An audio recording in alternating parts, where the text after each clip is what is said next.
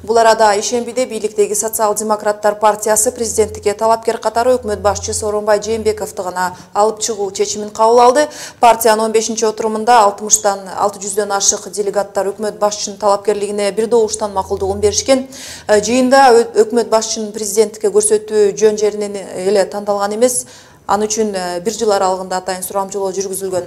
Жыйынтыгында КСДП партиясынан президенттикке ылайыктуу өтөлгөн 12 талапкердин ичинен премьерлик кызматтар кылап жаткан Жээнбековго ишеним арткандар көпчүлүктү түзгөн. Бийликтеги партиянын саясий жыйынынан кабарчыбыз Исмат Ибрагимов кеп салат. Филармонияга чогулган социал-демократтардын 600ге жакын өкүлдөрү. Бул ирет 16-чы курултайдын меймандары партиянын атынан чоң жарышка аттана турган адамды тандап, бир пикирге келүүгө топтолушту. Күтүлүп жаткандай эле 680 делегат өкмөт башчылык кызматтар кылап жаткан Сооронбай Жээнбековдун талапкерлигин президенттик кызматка көрсөтүү сунушун колдоп добуш беришти. Өз кезегинде премьер президент Алмазбек Атамбаев тандаган багыт боюнча иш алып бараарын көпчүлүк алдында мындайча билдирди. Бул мага тагылган чоң жоопкерчилик экенин жакшы түшүнөм.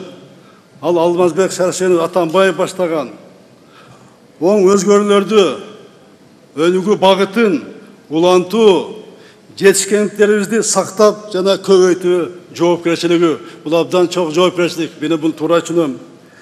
Бул жоопкерчиликти мойнума алып, элдин, мамлекеттин жүгүн аркалоого күч кубатым, дараметим, намысым жетет.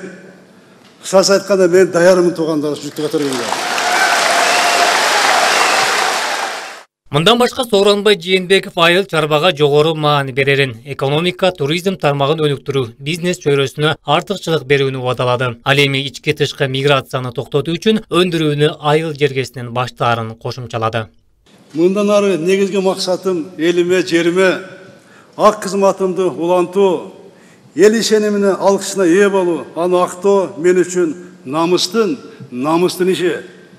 Муну өзгөчө белгилеп коеюн. Сооронбай мырзаны саясий кеңештин делегаттары жөн жеринен тандаган эмес. Акыркы бир жыл ичинде жүргүзүлгөн сурамжылоонун жыйынтыгында 12 талапкердин ичинен таразы ташы Жээнбековго огон. Жыйынтыгында саясий партия тарабынан президенттикке жалгыз талапкер катары көрсөтүлүп жатат.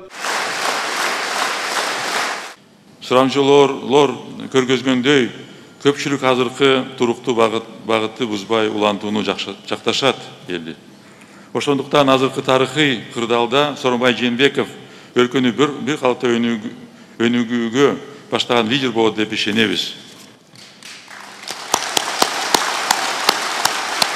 Ал эми жыйынга келгендердин айрымдары Жээнбековду оор кырдаалдарда багытынан тайбаган саясатчы катары баалашарын билдиришти.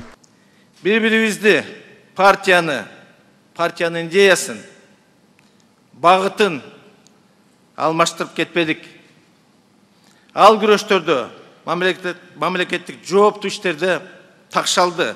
Премьер-министрлик кызматта чечкиндүүлүк, өз алдынча чечим кабыл алууга жөндөмдүүлүгүн, мамлекетти башкаруу ишине тажрыйбасы, потенциалы бар экенин көрсөтө алды. Добуш берген башкы өкүлдөр болсо, өкмөт башчынын ар кандай кырдаалда бышып жеткен саясатчы дешсе, башкалары мамлекеттин туруктуу өнүгүүсүнө ылайыктуу адам катары көрүшөт. Саясий көз карандысык, энергетика тармагына көз карандысык алып келген бизге.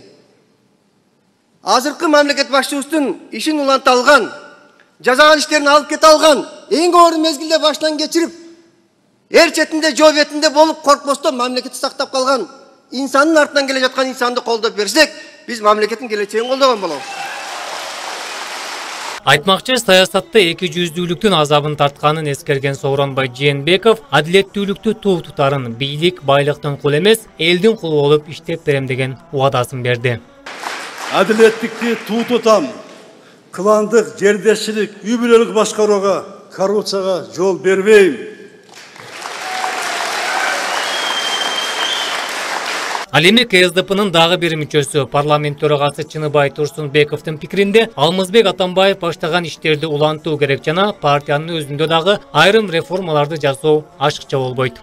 Я думаю, что мы вполне сможем работать. Партиядан ким президент болса дагы башталган иштерди улантуу керек. Ошол эле учурда эгер биз алдыңкы саясий партия бойдон калгыбыз келсе, партиянын ичинде өзгөртүүлөрдү жасашыбыз зарыл. Эгер мурда биз саясий абалды жылдырган, туруктуулукту сактаган жана авторитаризмди жок кылууга багытталган партия болсок, азыр биз өнүгүүнүн жана үмүттүн партиясы болушубуз зарыл. Ошол эле кезде буга чейинки имиштер туурасында дагы кепти ачыктап, Жыныбай Турсунбеков президенттик кызмат үчүн күрөшкө чыгарын дагы айтты. Бирок мындан саясат жасоонун кереги жок. Айтымында бир партиядан эки талапкердин чыкканы жаман эмес. Ошентип буга чейинки саясий олку-солкудан улам эл ар кайсы жакка тентигенин айткан өкмөт башчы элдин башын бириктирүүнү башкы милдети катары көрөт. Саясий кызматтын ар кайсы тепкичинен өткөнүн айткан премьер элдин көйгөйү өзүнө жат болуп калганын, маселени ордунда жайгарууга акылы дагы, тажрыйбасы дагы, эрки да жетерин белгилеп өттү. Исмат Ибрагимов, Рамазан Сушанло, телеканал 11.